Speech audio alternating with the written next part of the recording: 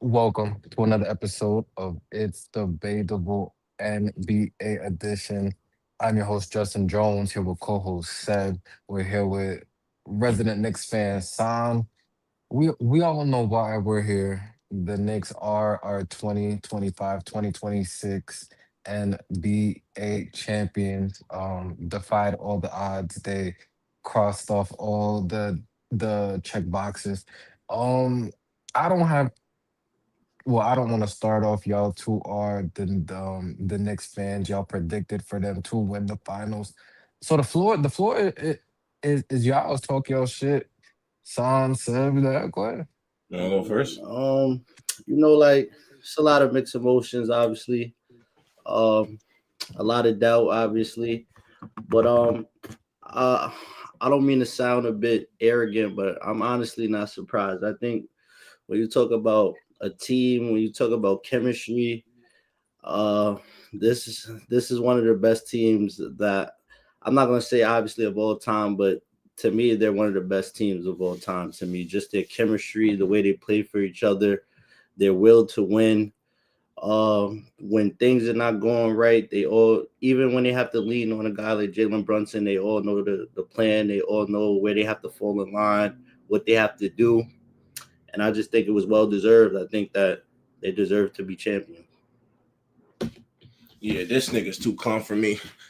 From the start of the season, when we brought in Mike Brown, there was expectations for us to win. The whole media said we were supposed to get out the East, this, that, and the third, all types of shit. Man.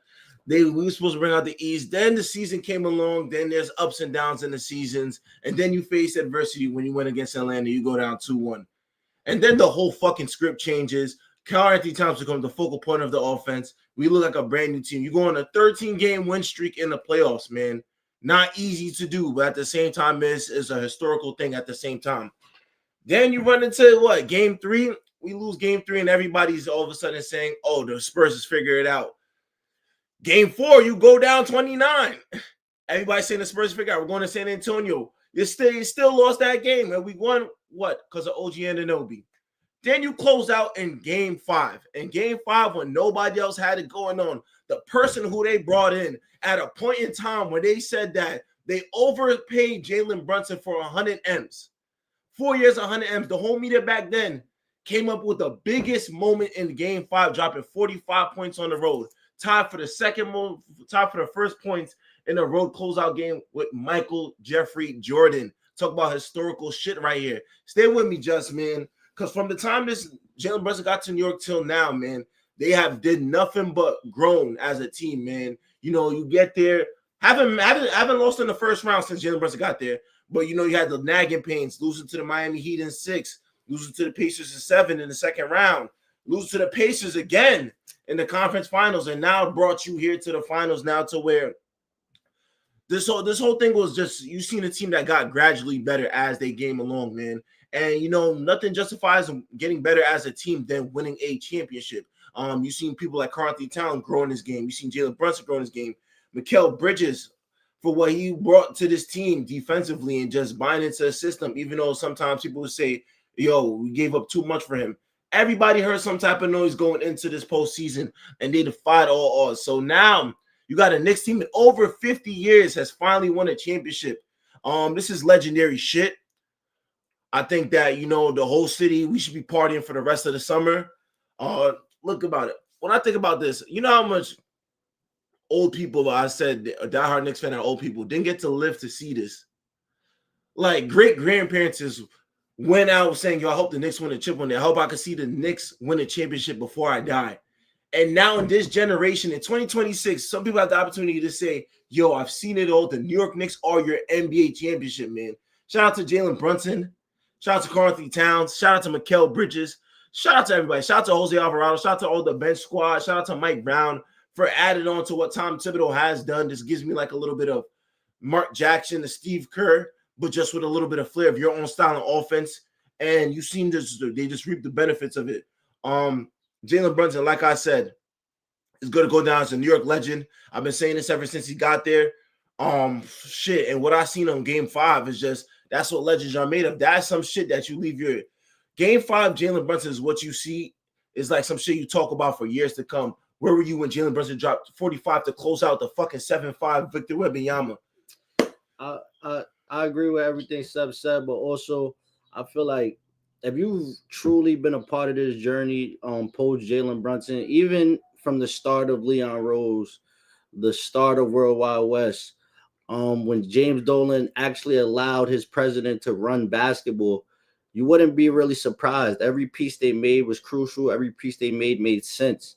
And I get that they took a lot of negative feedback on certain moves, but every move made sense. They had to go get certain players to change the culture of the team. It's been a 53-year drought. So as said, has said earlier, I wouldn't say I'm being calm about it. I just really think this team is really a great team. And like I said last time I was up here, I think now you think, how can I make this a dynasty? So you obviously move towards the off season. But let me talk my shit just one time though before I let you go, Justo. I've been telling everybody since I came last year, Jalen Brunson is the truth. So if you do not know now, you better know. Because at any moment, no matter how big the pressure is, that man will deliver. And he's going to be a silent killer. I also want to say that I think the Knicks, although they felt like the games was called unfairly, although they faced adversity in almost every game, they always just found a way to win. And that's just the way that this team just embodies themselves. And I think that is big for the city. I think that is huge, man. Like I actually dropped a few tears when it happened the other night because a lot of people, I'm not discrediting nobody cheering for the team, but a lot of people wasn't here those dark days to see the real downs of this New York Knicks fan base. And I think we just, we really deserve this championship.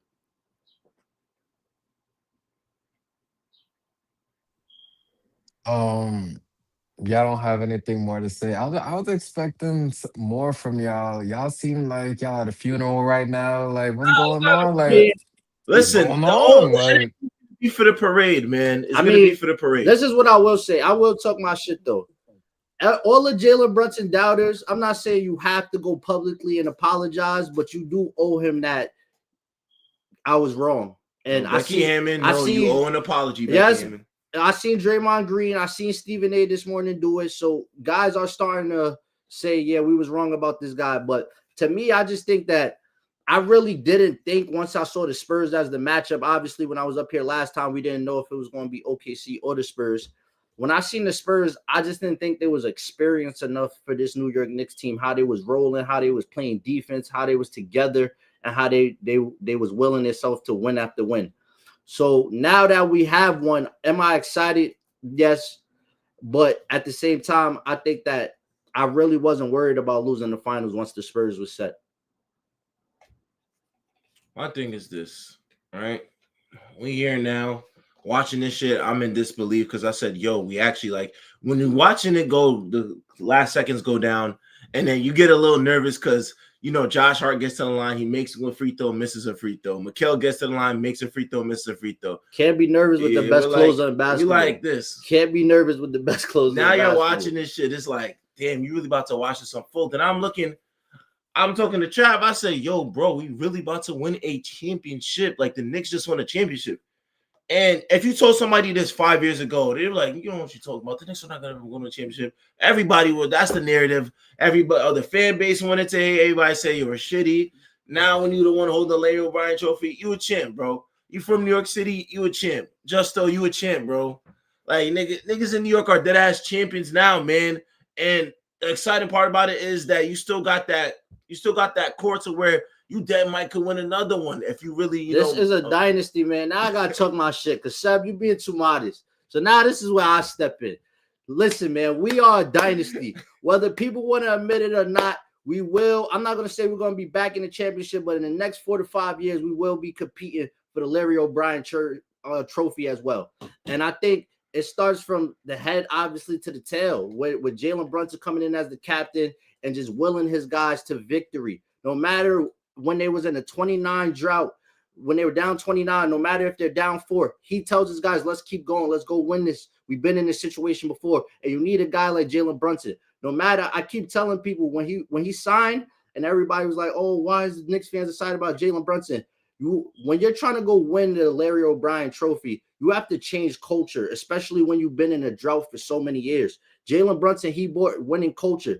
He's the only other player besides Magic Johnson to win a ring in high school, college, and now the NBA. He's a top 10 guard of all time. And a lot of people who on TikTok had they takes on it, but I'm not here to argue with nobody. No, he's a top 10 guard of all time, already with just one ring in New York. Now you could come up here and argue with me. He's top 10 all time, in my opinion, too. I think a ring, and here's the thing, and people will try to say, oh, it's just one ring. I think ring culture really stands out a lot, especially when you're the man and you got it done with a finals MVP and shit like that. It's not easy to win a ring, especially as a 6-foot guard, man. Ask anybody that's done it. There's only 2 other people that's done it, Steph and Isaiah Thomas, man. So for him to do that and be the man on that championship says a lot. Tony Parker. Tony had Tim Tebow. You know, it was he's the finals MVP. You know, 07. It's Tony Parker. I'm not gonna discredit Tony Parker though. He was the man in his prime. I just think Brunson, he just willed himself in a different conversation. Now people are saying, I'm not here to debate this, but I'm just seeing things online. People are debating what is better, Jalen Brunson's trophy or Kevin Durant's 2 with Golden State. That's neither here or there for me to say which one is better. I think they both won. I think they're both champions. I think they're both top 75 players at this point. But I just think that a lot of people discredited Brunson his whole career. He's just been doubted. He's been told you're not going to be able to do this. And his will to win, it just oppresses me to a different level when you talk about Jalen Brunson, because a lot of guys don't have that mindset to talk when they're down. And I've seen Brunson do this all the way when it was Devin Booker, him and Luka versus Devin Booker. And they said it's easy to talk when you're up. Let's see how you deal with this adversity when you're down or we're in a tight situation. They was able, obviously, to pull it out back then.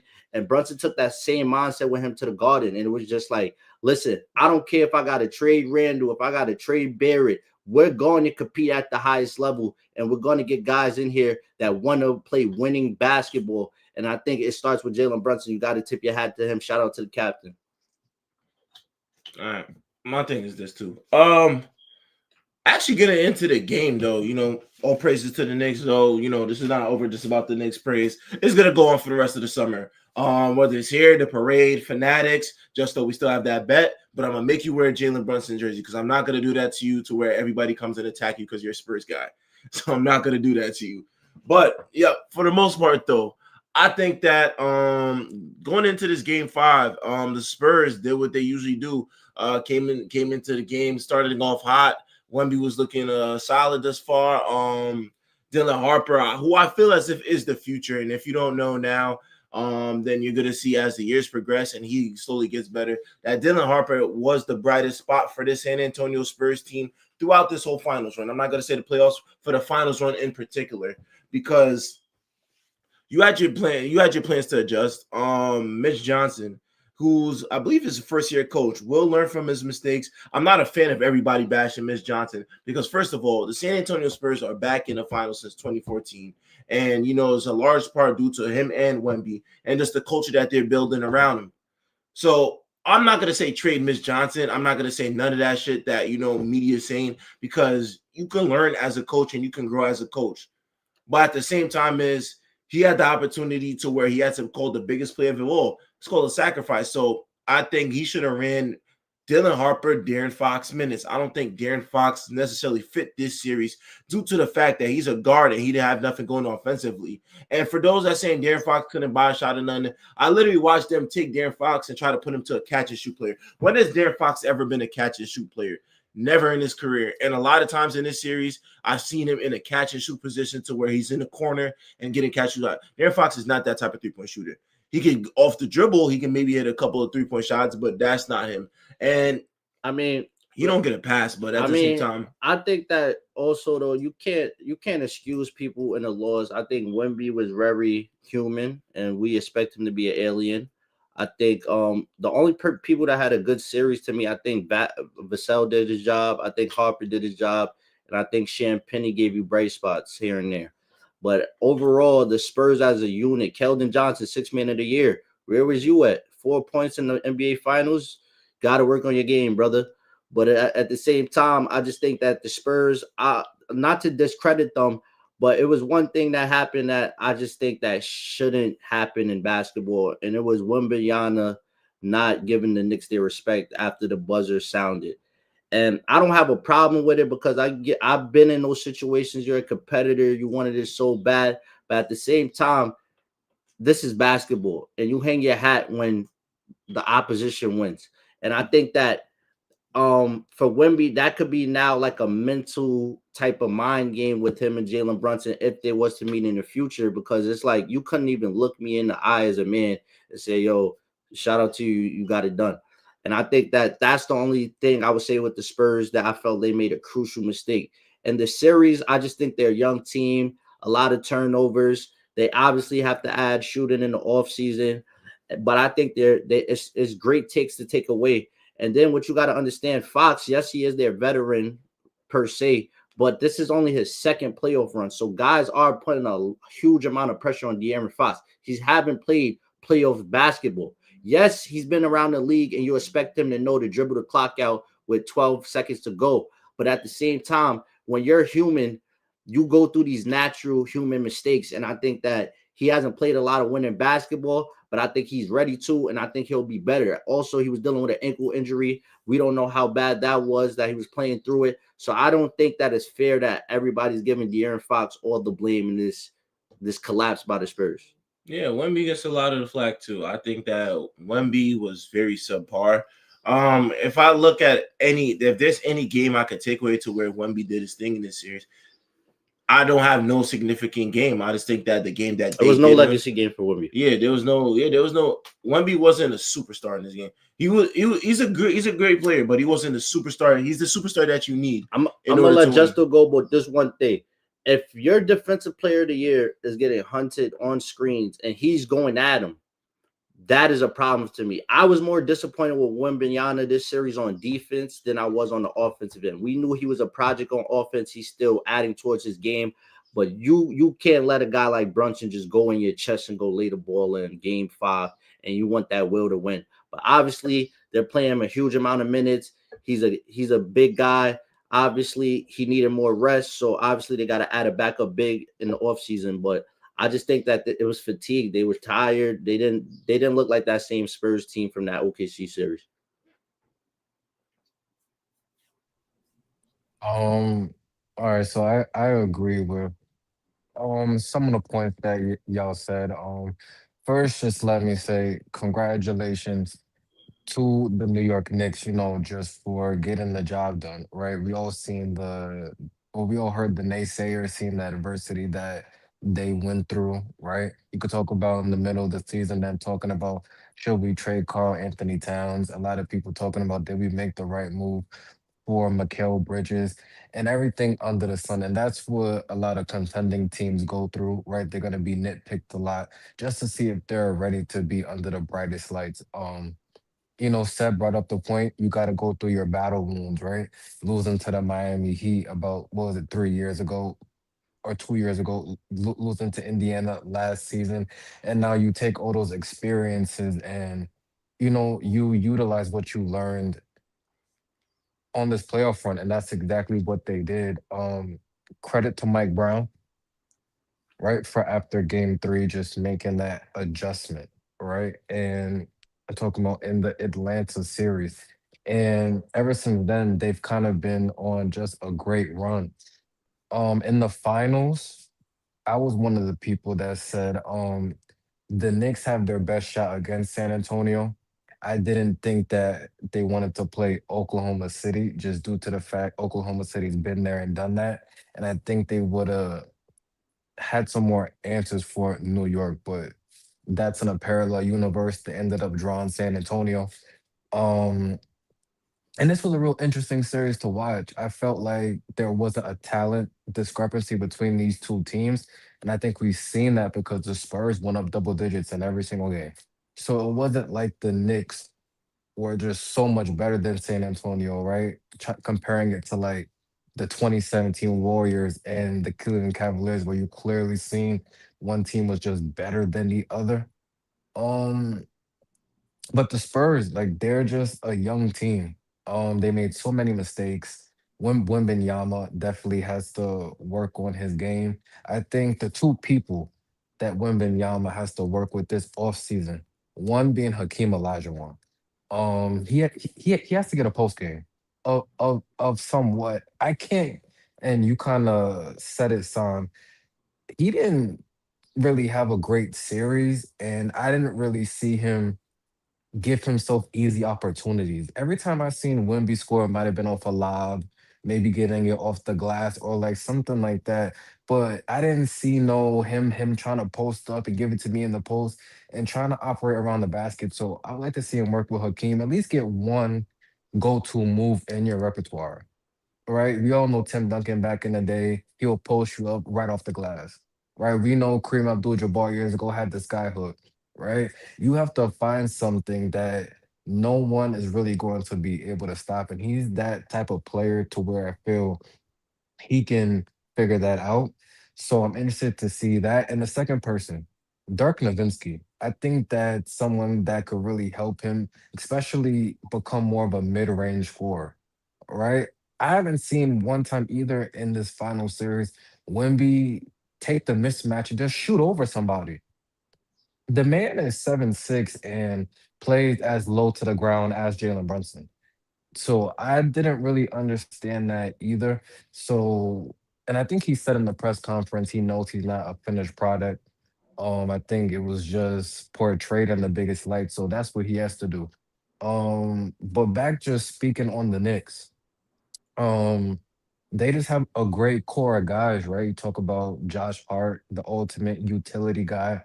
Mikal Bridges, who had an up and down season, but I feel when they really needed him, he stepped up. That's a good player to have. Carl Anthony Towns, who you can't say too much about him anymore. The man's an NBA champion. He definitely got the job done. So shout out to him. Um, of course, the Landry Shamits of the world, the Jose Alvarados, all those bench dudes, the Deuce McBrides, they definitely helped out on the run, right? We all remember the game four that Deuce McBride ended up having, but I feel that Jalen Brunson is definitely the head of the snake, and he definitely got the job done. A great game five, like Seb said, 45 points, I believe. Was definitely crazy to watch because speaking just of that game five, the Knicks once again got off to a slow start, and you seen San Antonio definitely just hit the gas, and it was looking like maybe they could force a game six, but once it came down to crunch time, Jalen Brunson definitely did his numbers, and the better overall team won. So I want to say shout out to Jalen Brunson, shout out Mike Brown, shout out everybody on the Knicks. And yeah, I think they'll definitely be a force to be reckoned with moving forward. They're definitely going to be in the mix. And now the next job is definitely trying to repeat. For sure. I just want to read. I came up here with stats. I had to come professional this time. Jalen Brunson has more 40-point playoff games than Steph, Larry Bird, Kyrie Irving, Dirk Nowitzki, Dwayne Wade, Jokic, Kawhi Leonard, Jason Tatum, Luka Doncic, SGA, and Giannis Antetokounmpo. So when you talk about elite basketball, Jalen Brunson name has to be mentioned. I want to also give a shout out to a guy like OG Anunoby that sometimes us Knicks fans take for granted. And I was the type of person, I'm not gonna say I thought his contract was a overpay. I just didn't expect Jalen Brunson obviously to take that big of a pay cut, obviously. And I didn't expect a guy like Mikal Bridges to come in yet. Obviously, we wanted those type of guys, but they weren't on the roster yet. So when they gave OG Anunoby his $240 million, I wasn't mad about it, but I was like, maybe he should have got like around the 200 range, 190. But I just honestly think OG Anunoby, he's played up to that contract, maybe even a little more than that contract he deserves, because he was arguably one of the most consistent players for us through this run. He's shooting the hell out of the ball. He made NBA final history being the only player I believe to have 20 plus points, shoot 50% from the 3-point line, 50 plus from the field, and 90 from the free throw line. So shout out OG Anunoby. He just straight out got it done. And I just think that with Cat, yes, he still had those foul troubles, but this is the most fire we've seen from Karl Anthony Towns. When he's in the huddles, even when he was on the sideline praying that the Knicks get a stop when Wembanyama bricked that last three before the Knicks secured the rebound and secured their first NBA title in 53 years. And I haven't seen emotion like that from Karl Anthony Towns in his career. I could tell he was happy, and I could tell that he actually loved playing for something. I think in Minnesota, he was taken for granted a little bit, and that might go down as one of the worst trades arguably in NBA history, but just because how Randall is producing over there and how Karl Anthony Towns is flourishing over there. My thing is to add on to the OG Anunoby contract and everything. This starts with Jalen Brunson, man, and you could tell a nigga wants to win more than anything in the world. Once he's willing up to put up 114 M's to the side just for the betterment of the team, that's just a selfish superstar. That's what and I think that's what it is in the NBA too. Some people want their money and they want the team to be good. I believe like a James Harden. Yeah, I'm gonna throw James Harden's name on the bus. And we seen your mugshot, nigga. But yeah, as a superstar, man, you know you have the talent to do it, but you need help from others. And a lot of players nowadays are not leaving money on the floor to make their team improve. And Jalen Brunson really bet on himself and believed in this organization to where now, fuck that. He's about to get paid on some shit. And you know why? He did the sacrifice of leaving money on the floor, saying, yo, I'm good with this. Just make sure we have everybody around. Now his boys eat. Now Mikal eats. Now Josh Hart eats. Now Karl Anthony Towns eats. And especially OG Anunoby, who you traded for, but at the same time as you didn't have that money unless Jalen Brunson take that pay cut, man. Listen, man, greed is a motherfucker, right? You can't have it all and want it all. You can't want a supermax contract, have the best team around you, and get to the finals, man. You have to sacrifice, son. And it's one thing I learned about this Knicks team. Everybody's sacrificing their own way, especially a guy like Karl Anthony Towns, too, who, like you were saying, had one of his better playoff runs. And you would look at it and you would think, oh, he only averages like, what, 19 and 13? It's not the points. It's not just the stats. It's just what you see on the floor. That I believe the eye test should have set it all for this series, man. Not even for the series, just for the whole playoffs. Because just the way you're watching the team move selfishly, like you never know whose night's going to be. Josh Hart had the games to where, he's giving you 25 points, 5 threes. Deuce McBride, like we said, has his own run. Landry Shamet, who, by the way, is going to get a payday off the strength of now. You see people's value. You put people in the right situation, you see their value. And Landry Shamet, from a person that's been on 6 different NBA teams, been cut by NBA teams, found himself in the G League, and then found his way back to this Knicks roster and contributing after not playing all of last year, especially when I was on this podcast saying last year that they could have used him in the Indiana series to space out the floor. And Todd Thibodeau's stubbornness wouldn't see that he had a hidden gem on the bench. But Mike Brown brought in this Landry Shamet guy, said we're going to use you a lot in pivotal situations, and came up big for them in a whole bunch of moments too. Shot the hell out of the 3-ball now and is expecting to pay the Deuce McBride, stepped into his role. Jose Alvarado, somebody that was rotting in freaking Pelicans purgatory. I'm talking about bottom of the West, man, not sniffing the playoffs, comes in mid-season, man, and they tell him that you're going to play a big role for this team. You're going to be the pit bull for this team. You're going to represent the embodiment of New York. And he did exactly what the fuck he's supposed to do. A local Brooklyn kid, man, comes into New York. This is what movies is made of. Shout out my son Cat. This is what movies is made of. We will get a movie when it's all said and done. But who I want to get a shout out to, obviously shout out Mike Brown, because he went against the Tibbs and he allowed more guys to play And I believe in one finals game, he even went 12. That game we came back from 29. I think he went 12 into the rotation. So shout out to him for trusting his team and thinking his guys could get it done. But I also want to give it a shout out to the guys that didn't play, because that's one of the hardest things to do. The Cone Dottiers of the world, the Tyler Kolicks, the Jeremy Shohans, the Dylan Jones, the Ariel Porties. That is extremely hard to be on the bench and want to be out there as a competitor, but cheer your guys along and also bring that fire to the bench. No matter what, when the team was down, I saw guys like Kolick. I saw guys like even Alvarado before he got his minutes in the finals. They were in those huddles and they were preaching to the starters like, come on, guys, we got to pick it up. We got to pick it up.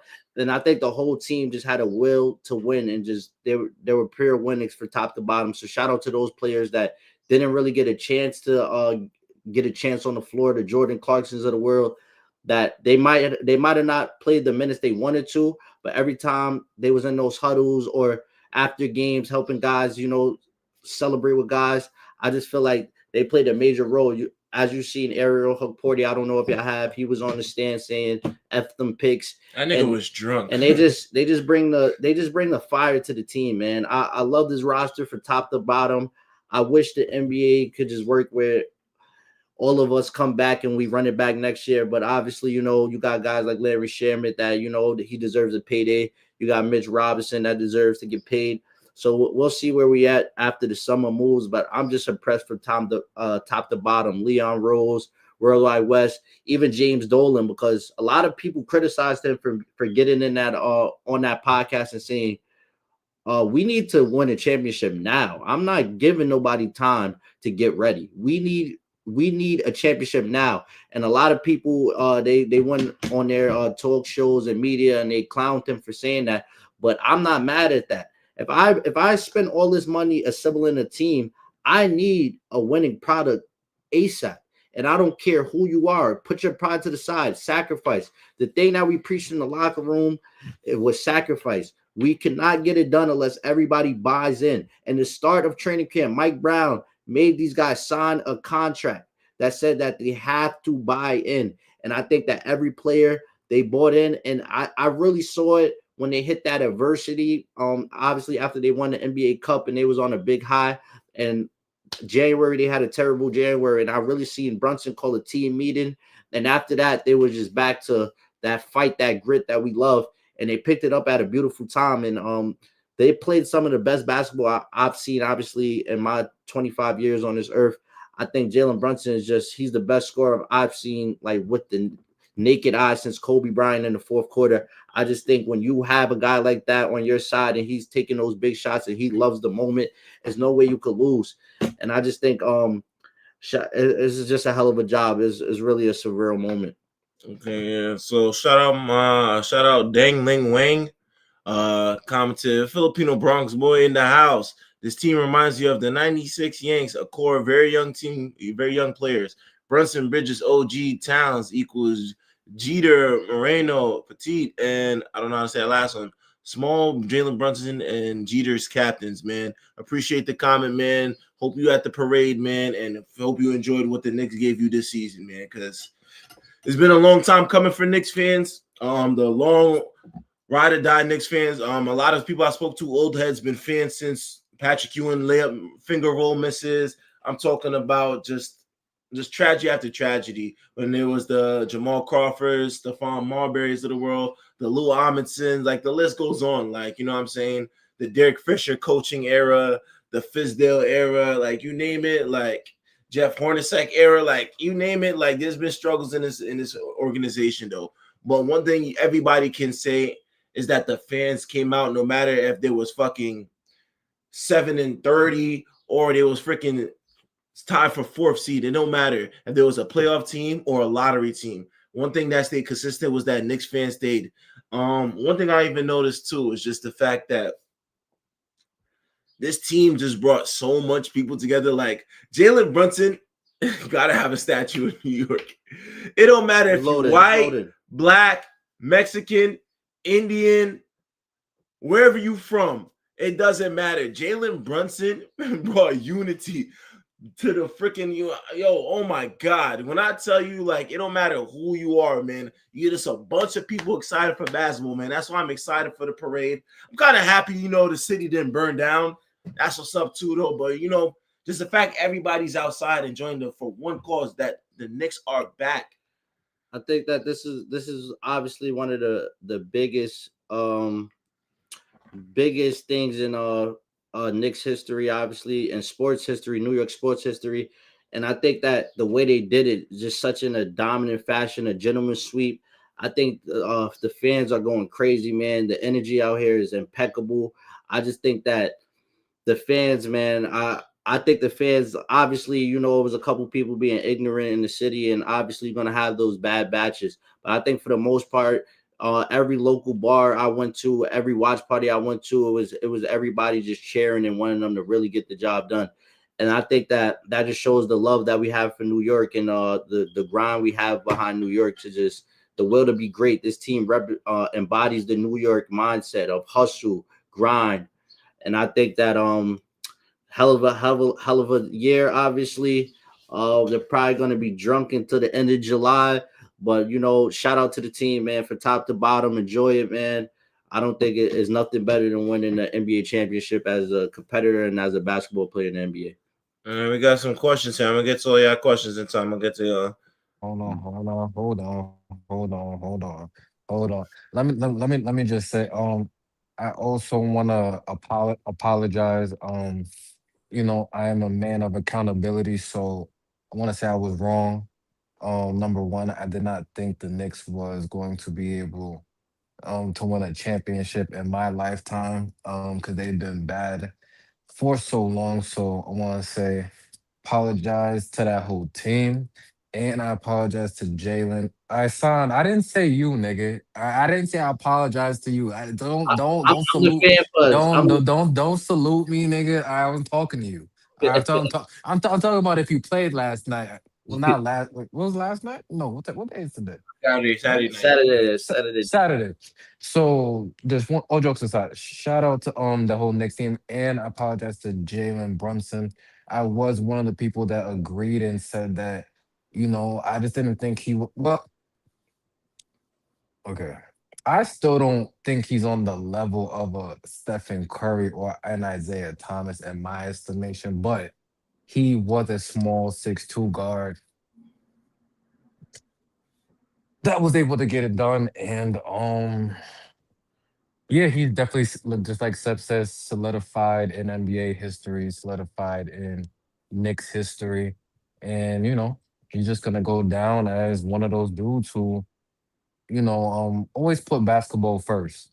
Or we see a lot of people, and y'all kind of talked about it, always worried about their next contract, a la James Harden, or things outside of basketball, like a Ben Simmons, but he just stayed to it, and he never gave up, right? Always had the ultimate poker face, and yeah, just once again, shout out to Jalen Brunson. He definitely I have a question for you, Justo. Where do you rank Jalen Brunson on the all-time point guard list?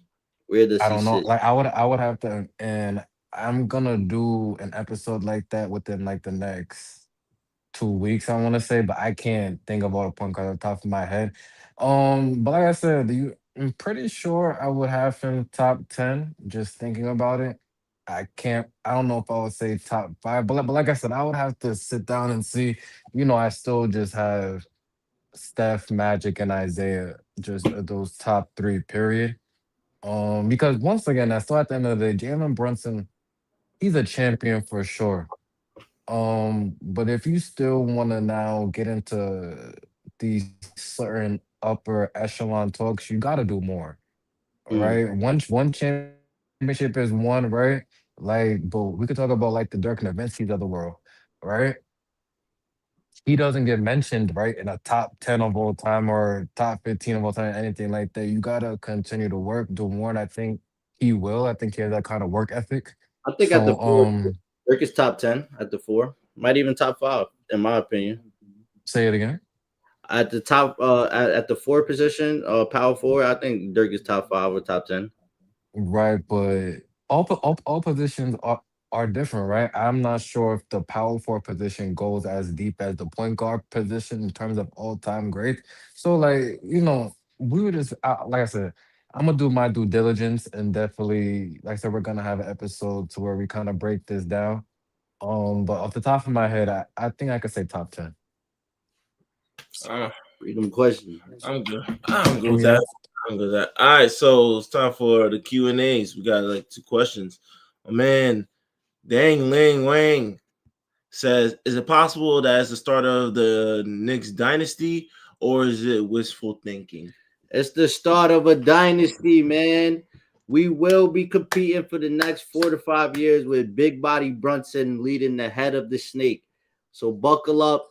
Things will get crazy. What's your name? But My name is Thomas Jones.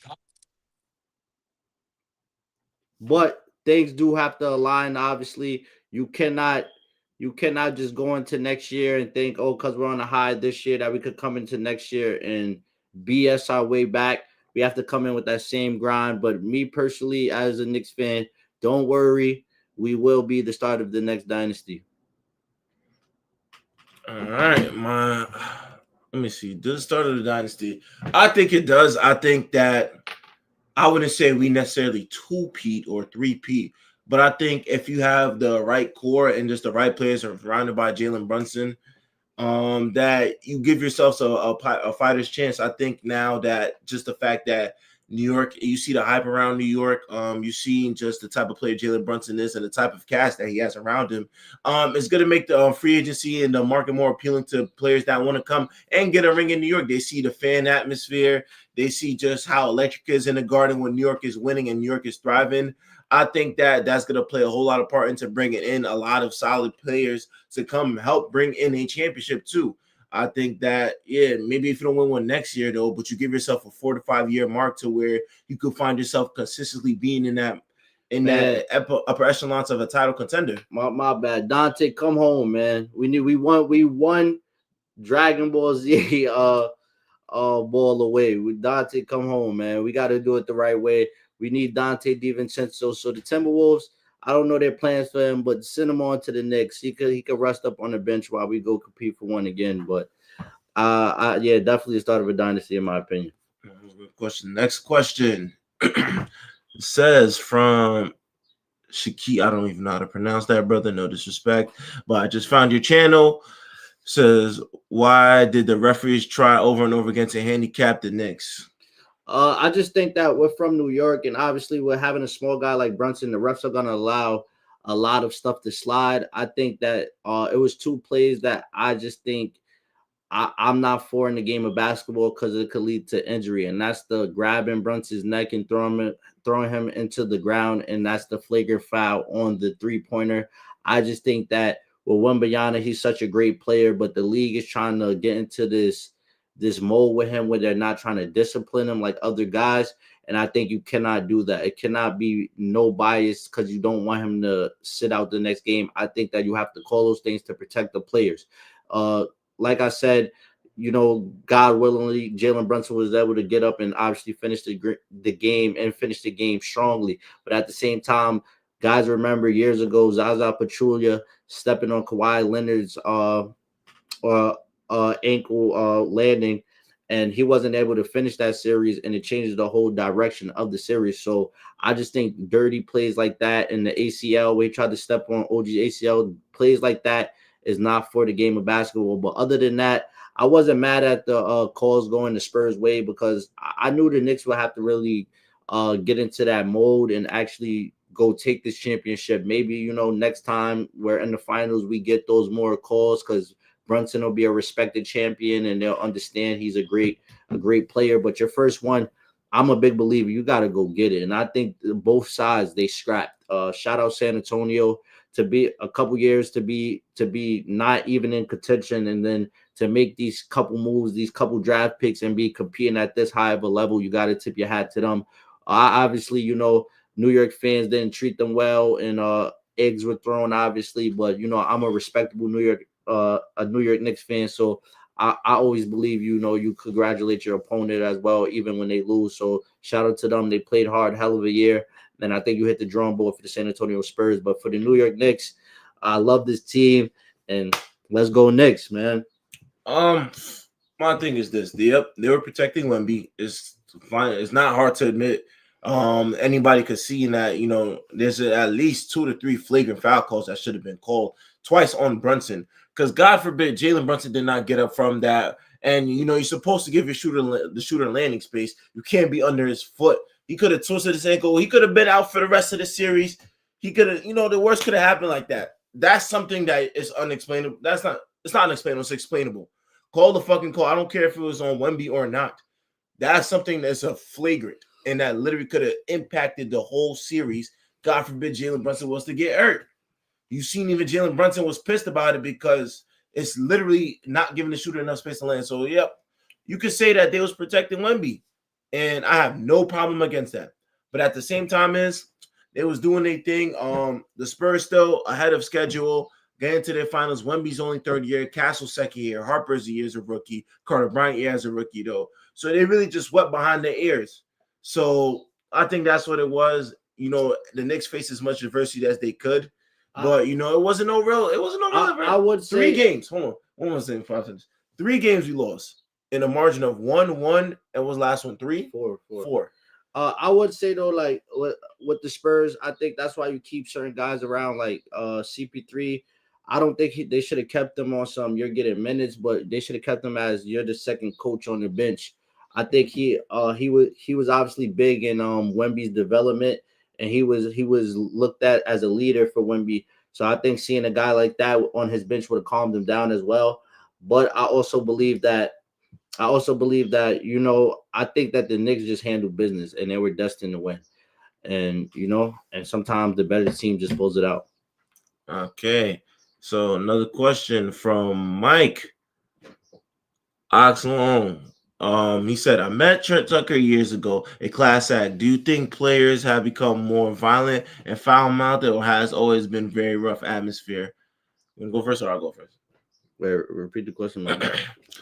He said, do you think the players have become more violent and foul-mouthed, or has it always been a very rough atmosphere? I think that things are just more broadcasted, obviously due to social media. So this thing was always being done since the beginning of the time when it comes to basketball, trash talking, guys going at it. And I think it's good for the Spurs because not the Spurs, for the sport, because I think like we don't have to be friends. This is obviously a sport. We want to do this at the highest level, but we're also competitors first. And I love the trash talking. I love the bad mouthing. I just think that you can't do all of that in a series and then you can't shake a man's hand, because everybody's been in those moments at LA Fitness or whatever local gym you hoop at or whatever local park you hoop at, and you and the guy get into it, and it's nothing personal. It's just you're a competitor, you're playing hard, and y'all might have some choice of words. You might call him a BAN, but at the same time, after the game, usually everybody daps up, everybody gives their respect just to say, okay, we was out here, we was hooping at the highest level. And I just think that that's the only thing I can't respect for Victor Wembanyama. He has to improve on that. It just gave a sore loser. It's not good for the sport. You've seen the best competitors in Kobe Bryant, Michael Jordan, Magic Johnson go down the list. When they lost, the only person that obviously did this was Isaiah Thomas, and it turned out to be the decline of the bad boys. So I just think mentally, Brunson obviously was in Victor Wembanyama's head, and now we're at parties toasting to F. Wembanyama, so that's gonna sit bad for him for the whole summer, obviously. To answer your question, if anything, it was way worse back then. There was no filters on what people were saying, and plus we didn't have technology to really understand or hear what people was really saying. But it was definitely more rough. But even in this series and the last series in the Western Conference Finals, I think that the physicality has rose. I think it's more so now that you can't call everything, because then you just be delaying a game. But for the most part, what I've seen in this series with just even the Jose Alvarados of the world being aggressive with Wemby, not backing down, Josh Hart too. You need physicality to win you some playoff series. The Spurs try to be as physical as possible with Jalen Brunson though, but he was resilient through it. He's seen every type of defensive coverage. You gotta fight through that though. So I think the Spurs are a really physical defensive team. I'm not taking nothing away from them, but I didn't really hear no foul mouth, no trash talking going on really. I think it was just they kept it basketball for the most part, though. I think the physical aspect of it was that it was. I think the Spurs, even with the Western Conference Finals, they was physical with the Oklahoma City Thunder, and they could have responded in that manner. With the Knicks, I think that every time that the San Antonio tried to be aggressive, you brought an enforcer in like Mitchell Robinson. At any time that Wemby was feeling like he could be physical with anybody, Mitchell Robinson gave him a quick little remind you who you're dealing with. You're gonna need that type. You need those type of players. That's why I feel like they brought in Jose Alvarado. You got guys like Mitch Robinson off the bench. You need those type of enforcer guys that, you know what I'm saying? I'm not saying go out there and pick up like a technical or get ejected from the game. You don't get ejected. But you know what I'm saying? You play a certain amount of minutes, use a foul. Like, you know what I'm saying? Give a nice little push, give a strong push, let them know you're not fucking around. The same thing that Wemby told the two bigs off the bench, Mason Plumlee and Bismack Biyombo, to give a hard foul and let them know, like, what's up? You got it. You need that type of plays, man. Some people might call it dirty, though. It's a mental game at the end of the day, and there's no higher mental game to be played than in the NBA Finals, though. So use anything you can to your advantage, though. So physicality wise, you gotta like it. I also want to say shout out to Mitchell Robinson. All right, hold on, son. Hold on. I'm out of work now. Now I can talk my shit. This is my show, nigga. You don't fucking talk until I get. Now I'm fucking with you. Now I just wanted to say, I don't think there was too much physicality in this series. I think I think there wasn't enough. I loved everything that I seen from the Jose Alvarado of the world, the Mitchell Robinson just hitting him in the neck. I like Wemby throwing Brunson to the ground. We got to get back to people in between the lines giving it everything they got, bro. The Kevin Garnett's in the world back in the day, the Rasheed Wallace's, the real dudes that kept the game high intensity. This has been one of the better finals. I want to say since we was having those Warriors and Cavs wars, right? It was two teams who felt they were better than each other, and they was gonna do whatever it takes to win. Wembenyama already heard all the stigma, right, about international players being soft and this, that, and the third. So now he's in the league and he's on bullshit. And now it's gonna be, are you going to answer back in real time? Right? I had a I question. feel go ahead, Sean. How do you feel about him not shaking nobody's hand before working off the floor? I can't say it's right or wrong. I know that Wembenyama's a special kind of dude to where this is his entire life, right? And I feel like a lot of young players have came in over the last five 5 to 10 years, and they care about just contracts. They care about everything that comes with outside of basketball, right? The endorsements and things like that. They don't really care if they ever win a championship, or if their team wins or loses. Wembenyama takes this very, very seriously, right? And I feel like in the moment, of course, he was upset and everything. Because I feel a strong part of Wembenyama honestly believes that he had the better team in this series. And then they just made so many critical mistakes at the worst times, right? So I'm not nothing close to a basketball player.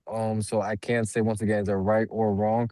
But if he didn't want to, I don't per se have a problem with it. I get sportsmanship and like unwritten rules and things like that. So I can see people on the other side of the fence saying that he was wrong for sure. But all I know what he has to do was to be there for his teammates and everything involving his team. And that's all I can really say about that. What about you, Seth? What do you think about that? About what? Wemby done shit again? Not shaking hands after the game. Oh no, I find it as cowardice. I think that there should be a level of respect that you have as an But NBA how player. is he? See, I don't like that word. How is he a coward? What is? How Because is he first being a of all, coward? time out. He popped all the shit saying, "Oh, we're gonna do this. It's our destiny I'm to in your come head. back." And I'm in your Yeah, head. Like, that's he cool. didn't hide from the media. He Yes, doesn't he have did. to dap up Jalen. How when he hit the I seen the press conference after he ducked the media. He did that in the Thunder series though. What he did? What he did? No, agreed, but I'm saying he lost the championship and he spoke to the media. He spoke with his teammates, his coach. Where does it say you have to dap up Jalen Brunson? Listen, man, I just find it a lack of character. I find it immature. I find it that Okay, okay, I like that word, but coward is a what strong I'm word. saying, as a young player, I get you want to win, but you got to show respect to your peers in the league that played better than you. There was points in time in the game where you up for at least 70% of this series. That's And you baited in the fourth quarter a bunch of times. That's on That has nothing to do with team. Nobody disrespected him. They wasn't talking crazy. They wasn't in heavy beef. I think as peers of the NBA, but regardless, and between the lines, they was talking shit. So let's not act like the Knicks was all positive preaching and they did nothing in between the lines. Let's stop, no, I'm not gonna stop. stop. That's a lack Like of immaturity. That's a lack of respect. There should have been a vet there to talk to him and say, "Yo, you got to stay out there." You run to the locker room and you cry like a little bitch, and that's why you lost. You don't do that type of shit, man. You a superstar in this league. You got to set an example, bro. I don't care. That's a lack of immaturity, man. You got to shake the competition's hand, bro. Y'all say anything for the Nigga, when Knicks, man. LeBron Y'all got say swept, anything. he went to the Oh locker. God. What When does got to do LeBron with Bron? Don't bring Bron to this. No, Don't I'm got showing you. to I'm do showing with you. Bron. I'm showing you that there should be a lack of respect. There should be a But Wimby's respect. not Bron, so don't compare them Yeah, two. he's a Thank you very bitch. much. He's a coward, and No, that's why he lost. All right, all right. I agree with more Seb obviously because I think like Of I course you was do. You're a Knicks fan. Y'all I Knicks was fans now is gonna no say no no anything. Here no we no go. no biasness, but I watched Draymond God. Green show, and I'm also agreeing with Seth for a different reason. He said in 2016 when they lost the comeback to Braun, he said obviously him, Steph, and Clay they shook hands, and he said it was a major moment for them because they were able to look their killer in their face and give them that respect of okay, you beat me, but I'll see you again. Mm. I think this could Look what be. you just said. Respect. What if Wimby doesn't respect him? Because he's I a no, bitch. No, I get hold on, Seb. Seb, wait, hold on. Hold on, I get son. that, but I think only obviously about a couple hundreds in the NBA actively, and I think that with you being in that group, that NBA group, you give your peers respect. At the end of the day, like Braun said, this is just basketball, right? So if it's just basketball, we expect you to be everybody's calling Wembanyama the face of the league, and I get it. That comes with a little villain role, so I'm not hugely upset about it. But I also think how Brunson's going into next year. Like, if I happen to see you again in the finals, you didn't even want to dap me up. So now I know mentally I was in your head, and I know I rattled you. You can say that, or he's standing on business. Cause what? Because what was it in the '90s? What was it, Seb, when the Pistons walked off and they didn't dap up? What The series was Bulls. that? That was a And conference finals and when against the you Bulls. think about it, Justo, after that, the Bad Boys was on the decline until they won with Chauncey Billups and no. I just Okay. I just think that could teach people to be sore losers. Sometimes you're gonna come up short, and it's okay to give your opponent that respect. My thing is this. I'll let you go, Justo. My thing is this. Everybody could show themselves when they're winning, when they're on top of the mountains, on top of the side, when they just winning and stuff. It takes a real man to show who you are when you lose a game, man. It takes a real man. You're not just gonna walk into the locker room and say, fuck that. You got to, I'm saying though, it's a respect thing though. You still played at the highest level and your competition just outplayed you. So Yeah, I agree with all like that. that. No, don't get me wrong though. I fuck with Wemby. I think that he's an excellent player, and this is growing Well, you pains. just And called him a bitch about 5 times, and you say you like yeah, him. So I that's a don't. bitch move. It's Yeah, a bitch move. I ain't gonna it, front, man. it, it I was. see, but I wouldn't use those words. If you want to say immature, I'm fine with that. But saying he's a bitch and a coward because he didn't respect the other team enough to dap them up after the game, I just don't see where he has to do that. He doesn't have to, but I think it's just an unwritten rule, and I just believe that with For sure. Wembanyama, I think with Wembanyama, we've seen the guys that I'm not saying he's not on a Kobe Bryant or a Michael Jordan level, but we see those guys of that altitude that won more than one or two championships. And when they were going through their growing pains, they gave that respect when needed. I just think that obviously he chose to take the villain route about it. And it's like, F y'all city was throwing eggs at me and this, that, and the third. And I understand that. But at the same time, Jalen Brunson and Josh Hart and these guys was getting on the podium saying they don't agree how the fans are treating the Spurs when they're in town. And I just think you give them that grace and you congratulate them. And obviously it's immature. He's 22 years old. I've been arrogant before in my life. I've been young in my life. So I'm not mad at Wembanyama. I love his game. But I think that also that's why he didn't deserve it this year. Okay, no, I'm not mad at anything that y'all are saying. Um, was this another? Will the Nets eventually build up a huge fan base in New York, or will the Heart? Well, no. And I feel like I spoke about this with somebody. I'm forgetting who, but nah, the Nets. No, they're just too close to the Knicks.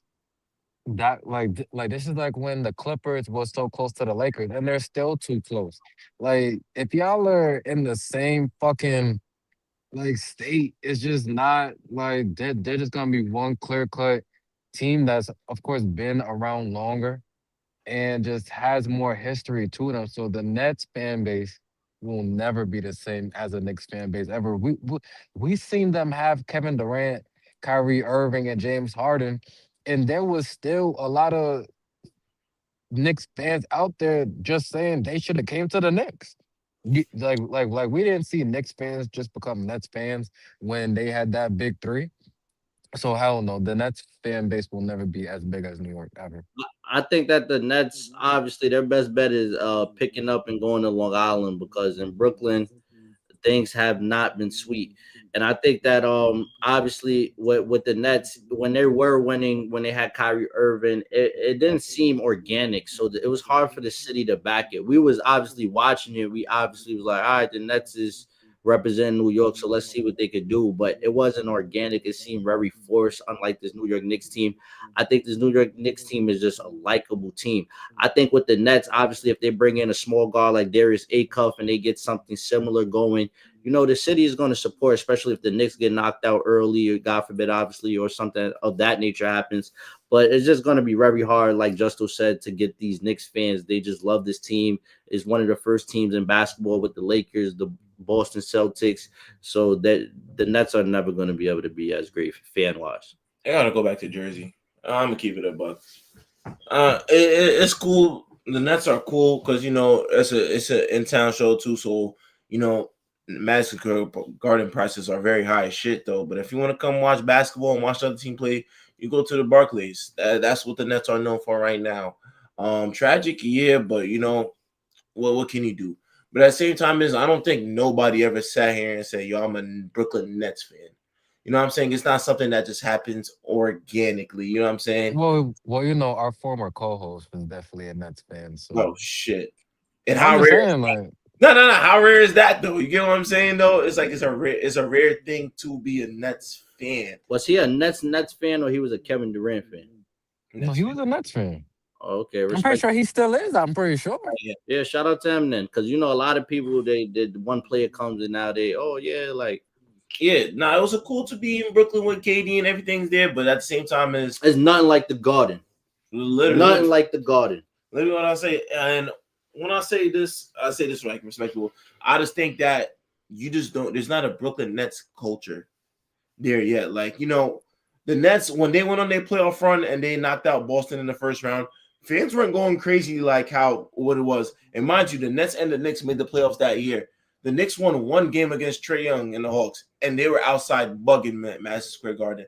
And the Barclays, it was like you just watch the game and you go home. And when KD hit that shot, it was just like if he hit that shit in the Garden, it's like oh Yeah, shit. but hold on, Seb. That was also during COVID. Like, listen, There were there still wasn't even. fans. There were still fans. That's when it opened back up. Yeah, there Yeah, were still it was open fans. back up when Because I that shit remember happened. both the Nets and the Knicks made the playoffs that year. I think the Nets were like what The second year the seed? Lakers won, there was no fans, but the year after the fans came back, you just had to wear a face mask. That's the year Milwaukee won the championship. So there was like a limited capacity though, but it's just like you know what I'm saying. It's a different vibe. So and that's why even Nets fan and even former Nets players like Cam Johnson said, "Yo, I'll never root for the Knicks just because every time we played at home against them, it sounded like an away game." Like a lot of times, a lot of people come to the Nets games just to watch other teams play. They're not coming for the Nets. But you also have guys that play for the Nets. Like I seen Michael Porter Jr. Commented on a few Knicks players post and was like, "Congratulations," because they know what it feels like. Well, Michael Porter Jr. obviously not the Nets. But Michael Porter Jr. knows what it feels like to win that championship, and they see how the city is. Don't think these Nets players, the Nick Claxtons, the Michael Porter Juniors, they're not in the city and they're seeing the vibe and they're seeing the love that the Knicks are getting. And I think it is motivating them into a degree to maybe get something more, get a better product out there, so that the New York, well, the Nets fans, the diehard Net fans, could back them like we do our Knicks. But it's never just going to be on the same level. And I think that's all the questions we I have. got one question for y'all though, real quick. Where what would you rate this season 1 through 10, as in a fan, as incitement? What would you rate this season 1 through 10? For me, I would definitely probably say in its totality, I would say an 8. I feel like there was great competition. We definitely had a great playoffs. Um, the All-Star game, if I'm remembering, was a little better than past years, right? Due to people like Wimby and some people trying to take it serious. Um, the NBA Cup was what it was. So I think next season though will be even better than this season due to the new tanking rules and things of that nature, and a lot of more stars coming back off injuries. So I'm anticipating next season, but this season I will give a solid 8. Uh, yeah, I'd say I think the fact that you know, just the Knicks just doing what they doing. The San Antonio Spurs on arrival. The emergence of the Detroit Pistons. I think we've seen a lot of, especially young players. We've seen how the young players are gonna pan out in this league and how they're just growing. I think we've seen a mixture of that, and then the old heads like with LeBron still doing their thing, Kawhi Leonard, James Harden, like those players still doing their thing at an old age too. Um, I think we really just got a mixture of just old and young players just competing. And even with the All-Star game too, I think that we took into account that, we need to play more seriously. This All-Star game was exciting. These playoff runs were exciting. A lot of series where you watched, like even in the first round, it was very much exciting overall. That's the word I could say. It's excitement back in the league. You had the new NBC deal, the Amazon on Peacock and shit like that. It was a good time for basketball. I think a lot of fans did appreciate just the NBA season this year. I wouldn't say it was boring. It went by quick, but it wasn't boring in my eyes. I would probably give it a 9 for me. I think it was a great year. A lot of new faces emerged as serious guys. I think obviously a Cinderella story with the New York Knicks closing things out. But I also want to say that all the people that was naysayers about the NBA Cup, this shows that the NBA Cups do matter, and that's why teams have to learn to play hard and try to compete yearly around. So when you get to the playoffs, you have that experience already where like, all right, we competed for somebody. I think when the Knicks won the NBA Cup, everybody was big on, okay, they won it. They acting like they won a damn championship. They should be happy. They should be happy to win basketball games. And I think now we could put that to rest, that the NBA Cup is a facade. It shows you what teams could possibly be there when it's all said and done, like the Spurs and Knicks showed. There's one more question. Is I think. That's what the brother said. He said when I was growing up in the '80s, every boy was either a Yankees fan or a Mets fan. Will baseball come back and regain popularity among the youth, or now it's a game for the Midwest and Hispanic fans? I'll answer this, and I guess like this is the last question we'll take because we well over time. I think that baseball within itself is regaining popularity. The more I look at it, the more intrigued I am about baseball. And I don't know if it's due to sports betting or anything in that case, though. But like every time I hear about the Subway Series between the Mets and the Yankees, it's always one of the biggest things, though. I think that, especially with the Yankees and just how well they've been able to do in these past couple seasons, and especially getting back to the World Series and stuff like that, it still brings that hype around baseball. I think if the Mets could follow up along. Last year was a disappointing season for them after acquiring Juan Soto, and this year hasn't been any good thus far.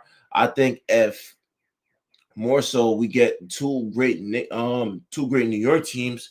Why not? Especially when the Yankees were in the World Series, you couldn't go anywhere without seeing the Aaron Judge jersey, anything of that nature though. But I do think that baseball is something that will grow back eventually in New York though. Especially if we win a World Series. I think baseball is big now. Obviously, just a couple years ago, Judge and made it to the World Series. I just think every sport has their moment of the year. Like right now is basketball, obviously. Then it's gonna be baseball. Then towards August, you get back into that football guy, seeing what the Giants want to do. I think it's more like a yearly thing, but I think I still see people out here, Yankees fans, Yankees hats, Yankees jackets, Mets jackets. I just think right now is obviously basketball season, well, the end of basketball season. So everybody's watching the finals. And I think that that's really why it might seem like, oh, everybody shifted to Knicks. But everybody, I was seeing guys out there as I went to these watch parties in the city, guys wearing Yankees apparel, guys using Mets apparels, just supporting New York in general. And I think, yeah, baseball have its time where it definitely picks up and everybody's tuning in. I don't know where Justo went, but yeah, appreciate everybody that asks questions, drop by.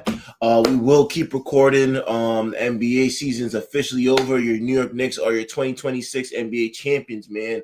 Parade going on Thursday, man. If you in New York, you gotta be there, man. Come on, this is a once in a lifetime thing that you'll see. Hopefully, we do this shit again and again and again. But yeah, definitely pop out. Justo came back. We was just about to wrap the show up. You got anything you want to say?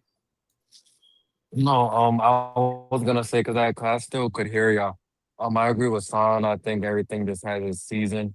As baseball gets closer and closer to the playoffs, because it's a long ass season, I think you'll definitely see it pick up. But then I also think what matters is when it's the two final teams left, what are the fan bases behind those teams? Like this finals, I think was huge for basketball majority because of the Knicks being there, and the Knicks just had such a historic fan base. So I think we seen like last year when it was Indiana and OKC, those are two small, like small town teams, right? It's not like the Lakers or Chicago or the Knicks. So I think it all just depends like who are those final two teams standing. So but baseball definitely is gonna be around forever. So shout out to everybody who watched this episode and everybody who commented a question. Please make sure to like, comment, subscribe. I want to thank everybody just for being on this ride with us for this entire NBA season. Seb, is this our fourth or fifth NBA season? I believe this is our fourth NBA season. Our fourth in the books. And once again, from the bottom of my heart, I want to thank everybody that supported, came up and talked. Shout out to San. Shout out to Jock, our friend Reem, Jonathan. Um, who am I who am I forgetting said that came up here? Oh shit! Trav, Swaggy Trav, Mac, Sparkle, Sean. Sean, Sparkle for sure. If I'm missing anybody, I definitely apologize. But um, it's been a great season again. We will be back as soon as possible. Just still be on the lookout for other shows we got on here. We have our WWE show, our NFL show will pick back up in August. We still will be doing NBA with the draft coming and free Yeah, agency. yeah, I So do just be on the come up. If I do draft, I'm gonna come up. yeah, you already know you could pull up whenever. So we will be back once again as soon as possible. Like I said, I do want to do a top 10 point guard ranking now with this whole Jalen Brunson controversy. Um, but thank you everybody for watching, and I put it a better team to work fans we have. Shout out to y'all, and for just the NBA people, we'll be back next season. Yeah, man. Shout out to the So Knicks and also social media at it's debatable double underscore. Follow me at Justin Jones on Facebook for details and development.